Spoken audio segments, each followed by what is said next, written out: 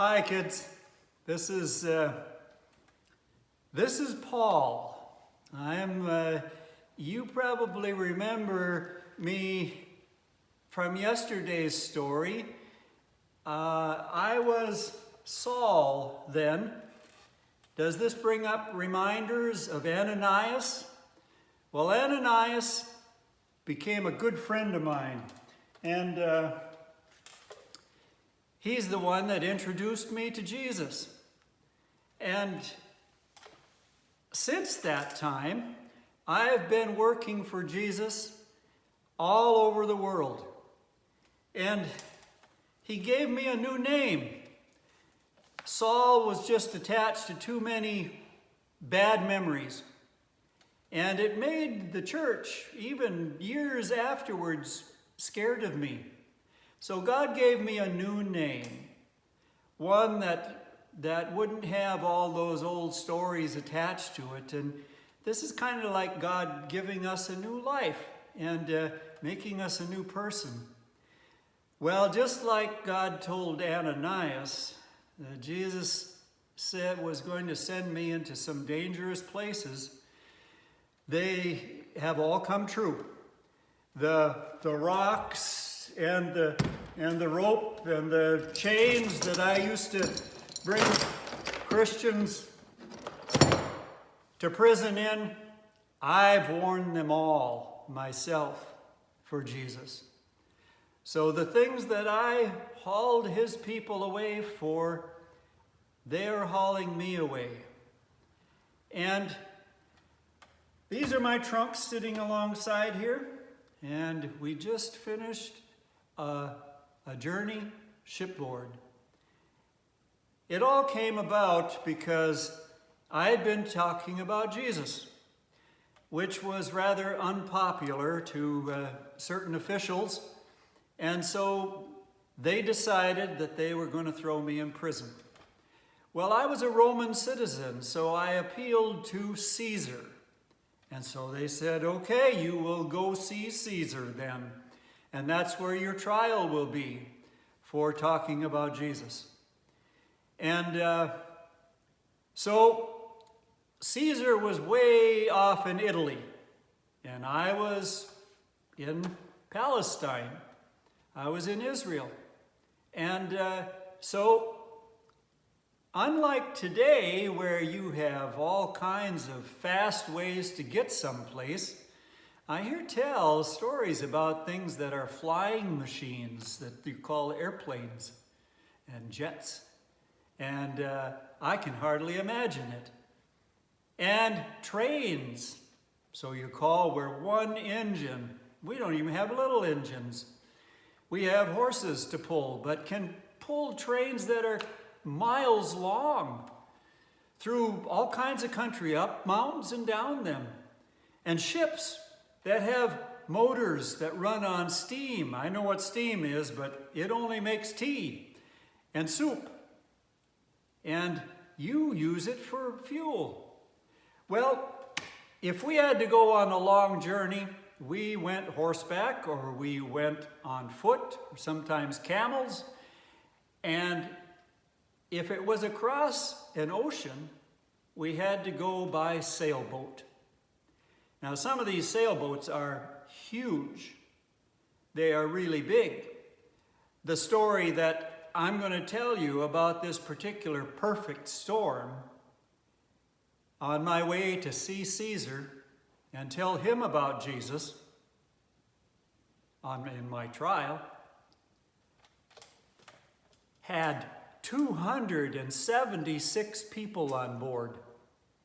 Now, for a sailboat, that's a big sailboat. Well,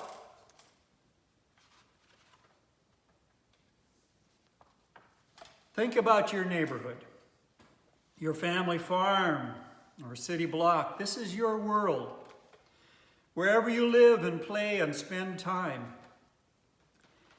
As you do, think of the people around you who need Jesus' power to give them hope and don't know him. Well, the sails snapped in the wind. I knew it was going to come. God told me in a dream, don't go. You have to go to Rome. You have to go see Caesar, tell him about me. But tell the captain, don't set sail right now. But I'm a landlubber. I'm not a sailor. So the captain looked at me and said, who are you telling me when to sail and not sail? I know how to sail, and I can read the weather, and it looks fine, and we are going to set out. Besides that, I was a prisoner. I was a prisoner. Who's going to listen to a prisoner? All locked up. Well, I warned him. And here came the wind. And the wind it shook the wild waves, and storm clouds swelled in the dark sky. I'd sailed the seas plenty of times as a missionary, going here and there in our world who brought the good news of Jesus to people far away. But now, I was going on a very different kind of a trip. This time, I traveled as a prisoner, heading to Rome. There I'd stand trial for teaching people about Jesus. And right now, the weather seemed as frightening as my future. The weather caused trouble almost from the beginning, over and over. The wind blew us off course, took us so long that we lost time, and it brought us into the fall when you really didn't want to sail, because then the winter winds would come. I had a strong feeling that we needed to stop for a while, so I talked to the crew. If we keep going like this, I said, we're going to run into trouble, and a lot of it. We'll lose our cargo, the ship will wreck, and our lives will be in great danger. I warned them. But most captains, like I said, don't take sailing advice from prisoners. So we kept going. And sure enough, the weather got downright dangerous. Nasty weather. It was blowing. The fierce storms blew in from every direction at the same time and battered our boat so bad that we had to actually send guys into the water with ropes to haul them under the keel and up over around the top, and we tied our hull together so that it wouldn't fall apart in the waves. It got so bad that the sailors had to toss most of the supplies overboard, and I tossed my cookies overboard as well. After hard days and sleepless nights, everyone felt tired and hungry, and most of all, afraid. They were losing hope and losing strength, and they were losing it fast. Well, finally, I gathered the ship's crew together because God had been talking to me in dreams again and visions. And I hear tell you have a Bible now, and some of my letters are in there. You know, that is your dreams and visions now. This is how you can find out God's message for you. But it wasn't written then.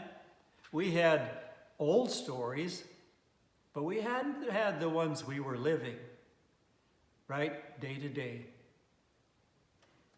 But that's aside from the fact that we gathered together, and you should have listened to me. I told you that things would get bad, I said. And I hate to be a I told you so guy. You know, don't you just hate that?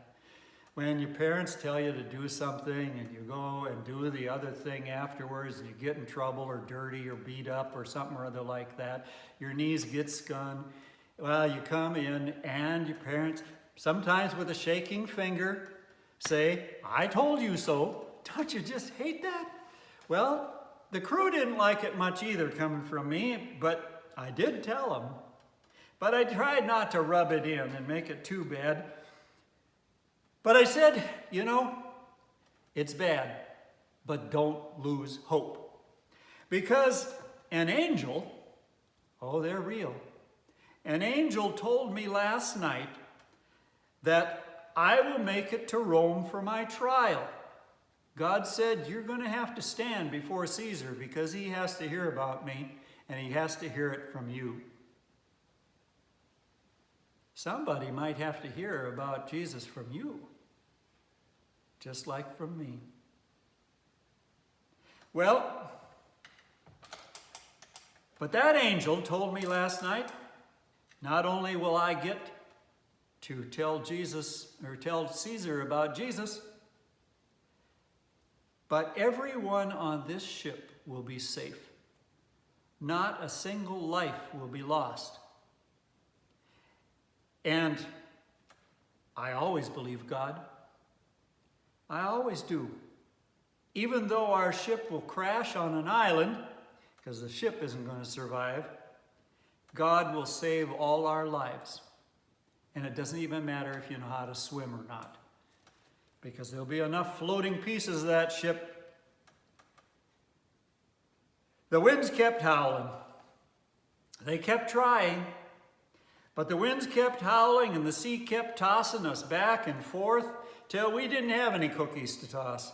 And the sailors worked hard and kept to keep the ship afloat, but their muscles burned and their bellies growled.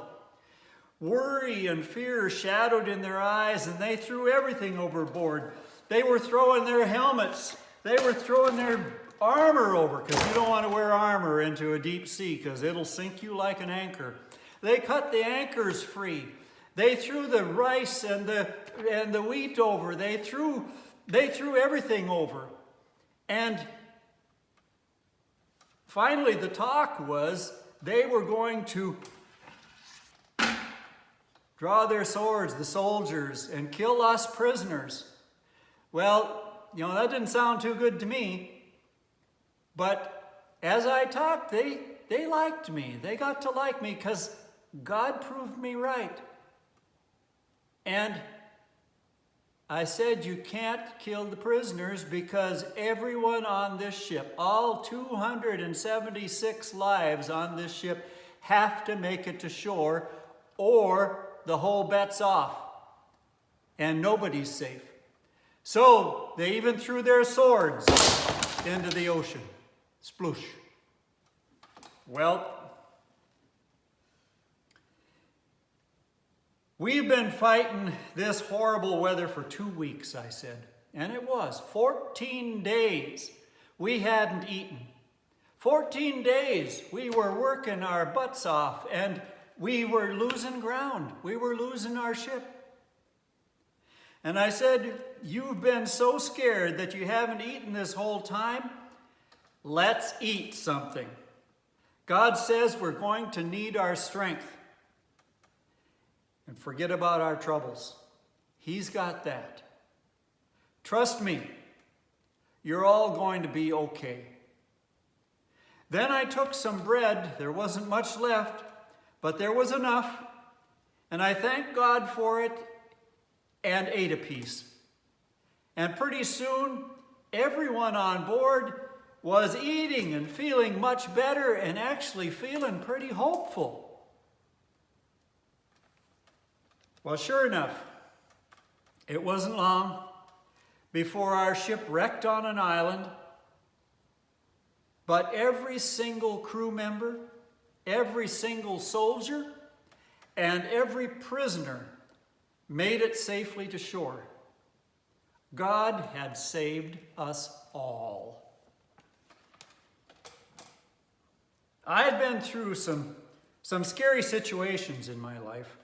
Angry crowds beat me up. They stoned me. Soldiers locked me up. They beat me with whips. A poisonous snake even bit me. And I didn't even swell up. But every time God was with me, I never lost hope because I knew I carried Jesus' power everywhere I went because he was with me. Jesus' power gives me hope. And it should give you hope too. Hope means believing. that something good is going to happen. And there's nothing better to put your hope in than God. You're going to go through some tough times in your life, kids.